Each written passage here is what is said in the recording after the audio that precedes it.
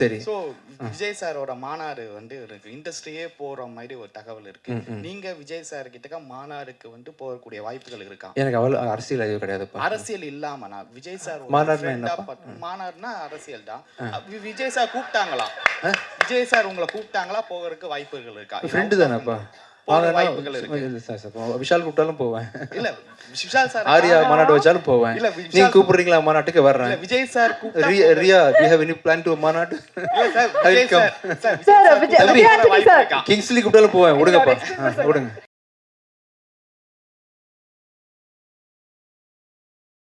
Sir என்ன எதுக்கு நடுவுல போட்டிருக்காருன்னா இப்ப அடுத்து நிறைய தாக் மூமெண்ட் இருக்கும். அதெல்லாம் ஒண்ணு இல்லைங்க, நம்ம நண்பர்கள் கேள்வி கேட்க போறாங்க. Okay ready. Over to press please. Mic அங்க கொடுங்க சார். நீங்க மேல வரீங்களா? வேணும் சார், மேல வாங்க. வாங்க வாங்க வாங்க ப்ளீஸ். நான் வேணா போட்டோ எடுக்கிறேன், வாங்க. சரி வாங்க, மேல வாங்கல ப்ளீஸ், எனக்கு ஆசையா இருக்கு, வாங்க. பல கேள்விகள் பல லான்ச்ல கேட்கக்கூடிய ரொம்ப முக்கியமான ஒரு நபர் இவரு. என்ன நிறைய வம்புகள்ல மாட்டி விட்ட என்னோட தம்பி இவரு தான். இல்ல நீங்க தானப்பா? வாங்க பேசுங்க பேசுங்க. என்ன வேணா வந்ததுல இருந்து ஹீரோயின் கூட ரொமான்ஸ் இல்லைன்றீங்க. படம் பேரே ஹிட்லர் வச்சிருக்காரு. உண்மையிலுமே ஹிட்லர் மாதிரி நடந்துட்டாரா டைரக்டர்? இல்ல ஹிட்லர்ல வந்து ஃபுல் அண்ட் ஃபுல் ஆக்ஷன்ல ஃபோக்கஸ் பண்ணாரு. இனிஷியலா ரொமான்ஸ் கொடுத்தாரு, ஆனால் வந்து ரொம்ப இந்த என்ன சொல்கிறது இருக்குது, ரொமான்ஸ் இருக்குப்பா. தள்ளி பேசுகிறோம், நானும் அவங்களும் கண்ணாக பார்த்து ரொமான்ஸ் பண்ணுறோம். நெக்ஸ்ட் ப்ராஜெக்டில் இன்னும் க்ளோஸாக ட்ரை பண்ணலாம். உங்களுக்கு வேணுமா அது மாதிரி? சரி ஓகே தேங்க்யூ. இதில் ஆக்சுவலாக ஹிட்லரில் அந்த சொஸ்திக் அந்த கன் எல்லாமே இருக்குது. இது கம்யூனிசம் படமாக இருக்குமா? இல்லை, ஒரு கெட்டவன், அந்த கெட்டவனுக்கு ஒருத்தன் வந்து கெட்டவனாக தெரியறான் அப்படின்னா அவன் யார்? அவன் நல்லவன்.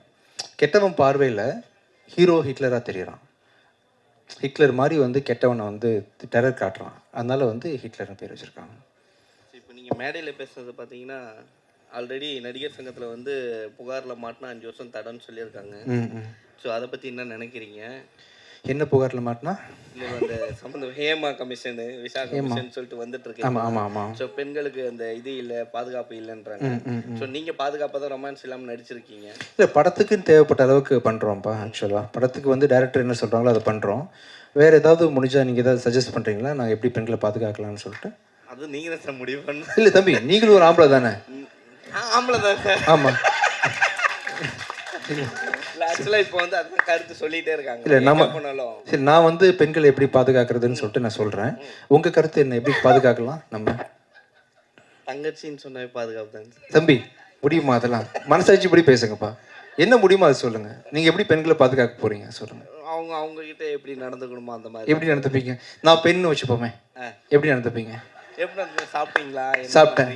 ஆமாம். நான் என்ன பண்ணேன், இப்போ இன்டர்வியூ கொடுத்துட்டு இருக்கிறேன். அப்புறம் ஓகே, இன்டர்வியூ கொடுத்துட்டீங்கன்னா ஃப்ரெண்ட்ஸாக எப்படி பேசுவாங்களோ அந்த மாதிரி நடந்து. ஃப்ரெண்ட்ஸ் எதுக்கு பேசுறீங்க? தங்கச்சின்னு சொல்லிட்டு போக வேண்டியது தானே. வேற எதுவும் தேவையில்லை என்கிட்ட உங்களுக்கு ஆக்சுவலாக? இல்லை சார். இல்லை பெண்ணா வந்து நிற்கிறேன் இல்லையா? சாப்பிட்டீங்களான்னு கேட்டீங்க, சாப்பிட்டேன்னு சொல்லியாச்சு. வேற என்ன கேட்டீங்க ஆக்சுவலாக? அடுத்தது என்ன ப்ராஜெக்ட் பண்ண போறீங்க? அடுத்தது கூட பண்ணிட்டு இருக்கீங்க. நான் வந்து சுதாரிப்பா அண்ணான்னு பேசிடுறேன் இனிஷியல்ல இருந்து. இப்பெல்லாம் பெண்கள் அப்படிதான் பேசுறாங்கல்ல, தன்னை பாதுகாத்துக்கிறதுக்கு. உங்களை மாதிரி பசங்களை பார்த்தா, வாலிபர்களை பார்த்தா எடுத்த உடனே அண்ணான்னு சொல்லிடுறாங்க. இன்னைக்கு ஆங்கர் மேல என்ன கோவம் தெரியல, வச்சு இன்னைக்கு செஞ்சு. சோபனா என்னோட பெஸ்டி ஆக்சுவலா. நம்ம ஜாலியா பேசிக்கிட்டேன், வேற ஒன்றும் இல்லப்பா. அதே போல இப்போ வர நீங்க சொன்னீங்க சமீபத்தில் நாங்கள் ப்ரொமோஷன் பண்ணிட்டு இருக்கோம்னு சொல்லிட்டு, அந்த ப்ரொமோஷன் பண்றீங்க, இங்க நிறைய கேமராஸ் இருக்கு, இவங்களுக்குலாம் ஏன் கொடுக்க மாட்டீங்க? கொடுத்துட்டு இருக்கேன். இது உங்களை கூப்பிட்டு வச்சு பேசிட்டு இருக்கோம், எல்லாரையும் வர வச்சு பேச போறேன். நீங்க எல்லாரும் இங்க வர போறீங்க. இங்க இருக்கவங்க நிறைய பேர் அதை நோக்கி தான் வந்துட்டு இருக்காங்க. ஆமா. ஸோ அதனால இங்க இருக்கவங்களையும் கூப்பிட்டு கொஞ்சம் கன்சல்ட் பண்ணி இன்டர்வியூ எடுங்க அப்படின்னு. ஏன்னா பெரிய ஹீரோக்களை வந்து இவங்க கூப்பிடுறது இல்லை நீங்க அப்படின்னு. இதோ இப்போ கூப்பிட போறேன் பாரு. உங்களை வச்சு நீங்க யாரெல்லாம் கூப்பிடணும்னு சொல்றீங்களோ எல்லாரும் கூப்பிட போறேன். நேற்று ஒரு 8 சேனல், முந்தானத்து ஒரு 8 சேனல், 16 சேனல் வந்து ஹிட்லர் படம் ஓடுறதுக்காக கொடுத்துருக்கோம் இன்டர்வியூ. இப்போ யாரை கூப்பிடலாம் சொல்லுங்க, நீங்களே கூப்பிடுங்க. நீங்க யாரை வேணாலும் கூப்பிடுங்க, உங்களுக்கு பிடிச்ச யாராவது பொண்ணு சொல்ல முடியாதுல்ல. யாரா ஒருத்தர் உங்களுக்கு யாரும் பிடிக்குன்னு கூப்பிடுங்க. யார் ரொம்ப கஷ்டப்படுறாங்க, யார் ரொம்ப நாள் இன்டர்வியூ எடுக்காம தவிக்கிறாங்கன்னு சொல்லுங்க. நிறைய பேர் இருக்காங்க. ஒருத்தர் கூப்பிடுங்கப்பா, நான் பேசிடலாம். அப்படி ஒரு நேம் சொல்லுங்க, யாரோ ஒருத்தர் சொல்லுங்க. மோகன் இருக்காரு. வாங்க சார், மோகன் சார் வாங்க. மோகன் வாங்க வாங்க ப்ளீஸ், மேல வாங்க. என்ன அவர் ஹாய்ன்றாரு, உங்களை கூப்பிடுறாங்க சார். ஹாய் அப்படின்றாரு. மைக். தேங்க்யூ வாங்க. என்ன செஞ்சிட்டு இருந்தாரு? தம்பி நான் செய்கிற மாதிரியா இருக்குது, எவ்வளோ அன்பாக பழகுறேன், அன்பாக பேசிகிட்டு இருக்கேன். சார் தம்பி இது உண்மை மனசு சொல்லுங்கப்பா. இல்லை உண்மைதான் சார். சரி சார். வணக்கம். வணக்கம். இப்போ எல்லாரையும் வந்து ஜிவி சார் வச்சு செய்வார், ஏன் ஸ்டேஜில் அவரை வச்சு செஞ்சீங்க? சரி. ஆக்சுவலாக என்னென்னா என் மைண்டு ஃபுல்லாக என்ன இருக்குன்னு ஓப்பனாக சொல்கிறேன். எப்படியாவது பண்ணி இந்த ப்ரொடியூசரை காப்பாற்றிடணும், அதை தவிர்த்து எனக்கு எதுவுமே இல்லை. ஒரு குட்டிக்காரன் அடிக்கணும், ஏதாவது ஒன்று பேசணும். இது என் ப்ரொடக்ஷன் கிடையாது. இதில் உள்ள எதுவாக இருந்தாலும் அது ராஜா சார் தான் பொறுப்பு. பின்னாடி டிஸ்பிளே வேறு ஒர்க் ஆகலை. ஒருவேளை ஒர்க் ஆச்சுன்னு சொன்னால் ஹிட்லர்னு தெரிஞ்சிருக்கும். இந்த இடத்துல ஒரு ஹீரோவாக ஏதாவது பண்ணி ஏதாவது காப்பாற்ற முடியுமே. என்னை நம்பி வந்து ஐஸ்வர்யா தத்தா இருக்காங்க, அந்த ஒரு பொண்ணு நடிச்சிருக்கிறாங்க, இந்த டீம் சம்மந்தப்பட்டிருக்காங்க.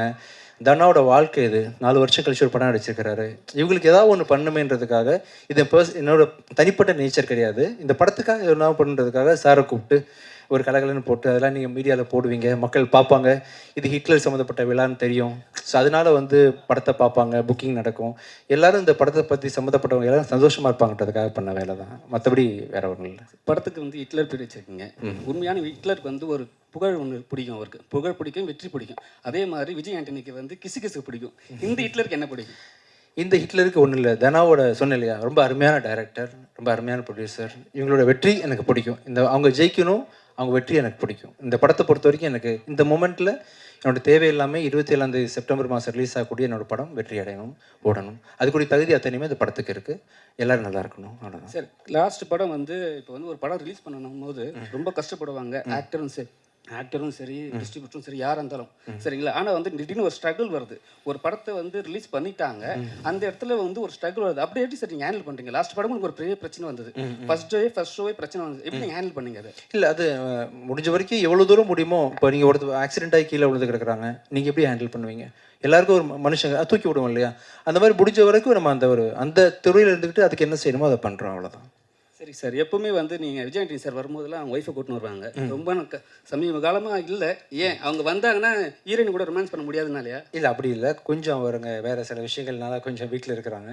மேபி இன்னும் ஒரு 1 இயர் கழிச்சு இன்னும் சகஜமாக நிலைமைக்கு வந்துடுவாங்க, கூட்டு வருவாங்க, அவசியம் கூட்டு. அக்காவை கூட ரொமான்ஸ் பண்ணுறீங்களா? என்ன சார் அர்த்தம்? இல்லை, அப்படி வினோத்தாண்டி வருவாயில் ஜெஸ்ஸியை தான் அவர் ரொமான்ஸ் பண்ணியிருப்பார். சிம்பு ஆக்சுவலாக அவங்க அக்கா தான் ஜெஸ்ஸி. அதான் அது மாதிரி கௌதமேன் சார் இருந்ததுனால அப்படி ஆரம்பிச்ச போது அவங்க அக்கா கிடையாது, ஃப்ரெண்டு தான், சின்ன பொண்ணு தான். ஒரு 16 வயசு இருக்குமா உங்களுக்கு? ஐயா விட்டுருங்க ஐயா, எதுக்கு இத்தனை கேமராஸை போட்டுட்டு ஐயா உங்களுக்கு ஓகேவா? ஹாப்பி ஆயிடுச்சா? நீங்க இன்டர்வியூ எடுக்கணும், உங்க நண்பன் எடுத்துட்டீங்க, வேற ஏதாவது கேள்வி இருக்கா? வேற என்ன கேக்குறாங்கன்னா, ஒரு பர்சனலா ஒரு சேனலுக்கு போயிட்டு சின்ன சேனல் கூப்பிட்டா யாரும் பெரிய ஆக்டர் யாரும் கூப்பிடுறது கிடையாது. இப்போ விஜய் ஆண்டனி மாதிரி ஒரு பெரிய ஹீரோ வந்து கூப்பிட்டாங்கன்னா அவங்களுக்கு ஒரு அவங்களுக்கு வந்து ஒரு அங்கீகாரம் கிடைக்கும். அதுக்காக தான் இந்த வார்த்தை கேட்குறோம் நாங்கள். சந்தோஷம், ரொம்ப சந்தோஷமா இருக்கு.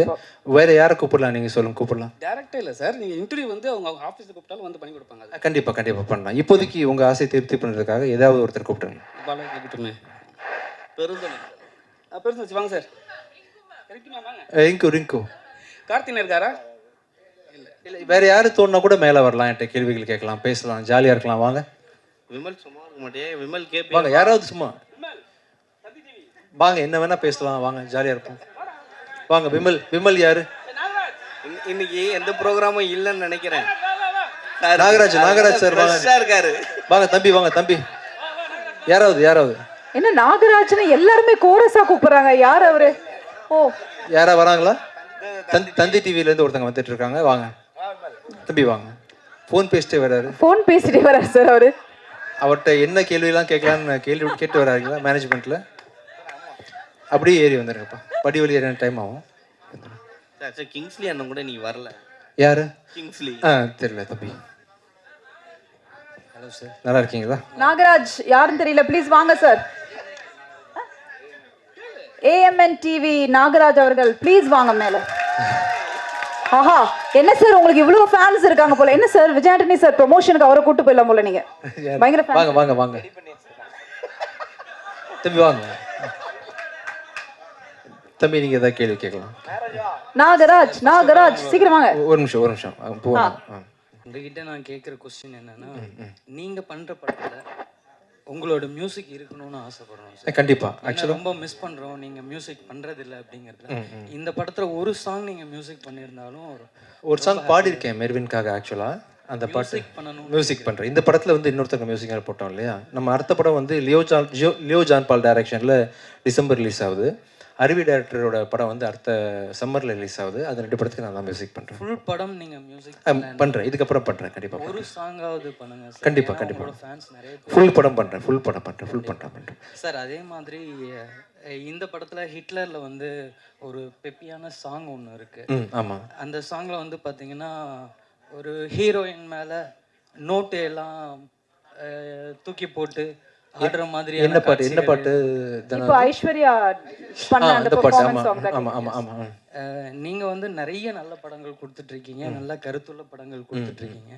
அந்த மாதிரி சீன்கள் உள்ள பாடல்களை தவிர்த்துடலாம்ல சார்? ட்ரை பண்ணுறப்ப ஆக்சுவலாக என்ன நடக்குதுன்னா நடக்குது உலகத்தில் வந்து நீங்கள் துபாயில் பார்த்தீங்கன்னா பெல்லி டான்ஸ்லாம் ஆடும்போது பணத்தை தூக்கி போடுறாங்க. அப்போ தூக்கி போடுறவன் கெட்டவன் பாரு, இந்த மாதிரி கெட்டது செய்கிறான் பாரு அப்படின்னு அந்த கெட்ட விஷயத்தை காட்டினா தான் நல்ல விஷயத்தை காட்ட முடியும். இப்படி போடாதீங்கன்னு சொல்கிறதுக்கு படத்தில் ஒரு சீன் வச்சு போட்டு தானே அவனை வில்லனாக்க முடியும். அப்படி ஒரு சீனாக தான் இருக்கும். தேவையான லெவலில் தான் சோஃபார் தானே இந்த படம் ஃபுல்லாக எடுத்திருக்காரு. நீங்கள் படம் பார்த்தப்போ உங்களுக்கு தெரியும் ஆக்சுவலாக. கண்டிப்பாக. Thank you so much. தேங்க்யூ. எனக்கு ஒரே ஒரு கொஸ்டின் கேட்கணும். ஆக்சுவலாக விஜய் சார் வந்து இந்த சினிமா விட்டு லாஸ்ட் மூவி அதை விட்டு கிளம்புறாரு அப்படின்னு சொல்லிட்டு எல்லா ஃபேன்ஸ் வந்து எல்லாருமே நடிகர் எல்லாருமே கொடுத்துட்டு இருக்காங்க. ஸோ நீங்கள் என்ன சொல்ல வரீங்க அவர் சினிமா விட்டு போகிறத பற்றி? இல்லை, நல்ல கலைஞர், நிறைய திரையரங்களை நிரப்பிட்டு இருக்கிறாரு. அவங்களுக்கு பெரிய ஃபேன் ஃபாலோவிங் இருக்குது. தொடர்ந்து நடிக்கணும். பட் அவர் நினச்சிருக்க விஷயத்த பண்ணிட்டு நடிக்க முடியாது இல்லையா. ஒருவேளை ஜெயிச்சிட்டாருன்னா நடிக்க வாய்ப்பு கிடையாது. ஸோ அதனால் காலம் தான் பதில் சொல்லணும். எனக்கும் என்ன நடக்க போகுதுன்னு தெரியல, வெயிட் பண்ணிகிட்ருக்கேன். தேங்க்யூ. அவ்வளோதானா? வாங்க மேலே வாங்க. உங்க லைஃப்ல வந்து ஹிட்லர் யாரு? என் லைஃப்பில் ஹிட்லரா? இந்த படத்தில் நான் தான் ஹிட்லர். இல்ல உங்க லைஃப்ல பொறுத்த வரைக்கும் எத்தனையோ மூவி நீங்க பண்ணிருக்கீங்க.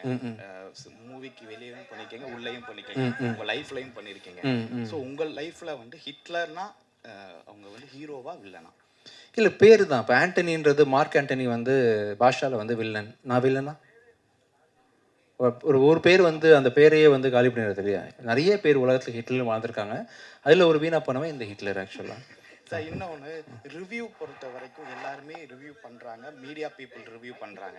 ஸோ சோசியல் மீடியாவில் பொறுத்த வரைக்கும் வந்து ரிவ்யூக்கு வந்து நீங்கள் வந்து ஒரு சில ரிவ்யூவர்ஸை வந்து நீங்கள் பண்ணுற தப்புன்னு நீங்கள் சொல்லியிருக்கீங்க. ஆமாம், தப்பு பண்ணும்போது மட்டும் தப்புன்னு சொல்கிறேன். ஸோ ஹிட்லரே ரிவ்யூ பண்ணுவாங்க. ஆமாம். ஸோ உங்களுடைய பாயிண்ட் ஆஃப் வியூவில் ஒருத்தங்க ரிவ்யூ பண்ணுறது ரிவ்யூவாக இருக்கணுமா, ஒப்பீனியனாக இருக்கணுமா? அவங்க ஒப்பீனியனாக இருக்கணும், ரிவ்யூவாக இருக்கணும், எப்படி வேணால் இருக்கலாம். இன்னொருத்தர் வாழணும், நம்ம எல்லாம் சந்தோஷமாக அந்த உலகத்தில் கடந்து போகணும், ஜேர்னி நல்லா இருக்கணும், ஒருத்தர் சப்போர்ட் பண்ணுன்ற நோக்கில் இருக்கலாம், தப்பு இல்லை.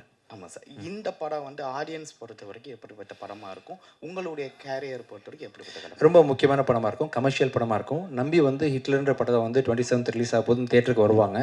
வர்ற யாருமே டிசப்பாயிண்ட் ஆகாமல் கண்டிப்பாக திருப்பி போவாங்க. இது வந்து மூவியோட ப்ரமோஷனுக்கு நான் கேட்குறேன். ஸோ அவுட் ஆஃப் மூவி தான். அவுட் ஆஃப் மூவி கேமராவில் கேட்பீங்களா? இல்லை உங்ககிட்ட கேட்குறேன். சரி. ஸோ விஜய் சாரோட மாநாடு வந்து இண்டஸ்ட்ரியே போகிற மாதிரி ஒரு தகவல் இருக்கு. நீங்கள் விஜய் சார் கிட்ட மாநாடுக்கு வந்து போகக்கூடிய வாய்ப்புகள் இருக்கா? எனக்கு அவ்வளோ அரசியல் அறிவு கிடையாது. அரசியல் இல்லாம நான் விஜய் சார் மாநாடுனா அரசியல் தான். விஜய் சார் கூப்பிட்டாங்களா? விஜய் சார் உங்களை கூப்பிட்டாங்களா? போகிறதுக்கு வாய்ப்புகள் இருக்கா? ஃப்ரெண்டு தானேப்பா, வாய்ப்புகள் இருக்கு. விஷால் கூப்பிட்டாலும் போவேன். இல்ல விஷால் சார் ஆரியா மாநாடு வச்சாலும் போவேன்.